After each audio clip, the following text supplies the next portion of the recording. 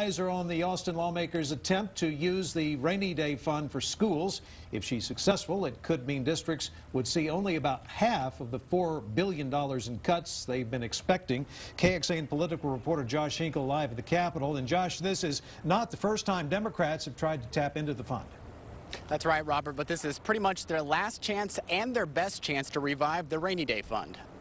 We would sit here and cut $4 billion like that when there's $4 billion in the bank that's already been paid. For the past 6 months, it's been a non-stop Democratic fight for the rainy day fund. Please listen for just a moment and see if this is something that you could consider. But for the first time, an Austin Democrat suggestion made the ears of both parties perk up. Simply funding the new students who will be coming into all of our schools. Representative Donna Howard proposed an amendment to use rainy day dollars, up to $2.2 billion for schools, as projections for that account's balance continue to go up. If there's not any extra, her idea wouldn't apply, not taking anything away from a fund Republicans want to protect for future use. Got some good feedback from people that this was actually, as I said, addressing their concerns, but also protecting their concerns. It passed on preliminary approval, but might have a tougher time with what's ahead. I'm a little disappointed at the end. It looks like it requires 2/3 votes to take effect. After a final vote in the House, it's not just getting the two parties to agree, but also the two chambers. Regardless of what happens, it won't survive the conference committee if it does that. So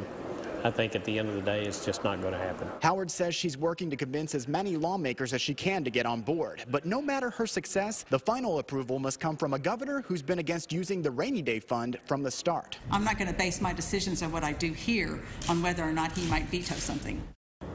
A final vote in the House for that bill could come as early as tomorrow. Right now, they're debating a school finance bill, which would usher in $4 billion in cuts to districts across the state. That is, unless Howard's amendment is successful, and she could slash $2 billion of that right in half. For now, we're live at the state capitol. Josh Hinkle, KXAN Austin News.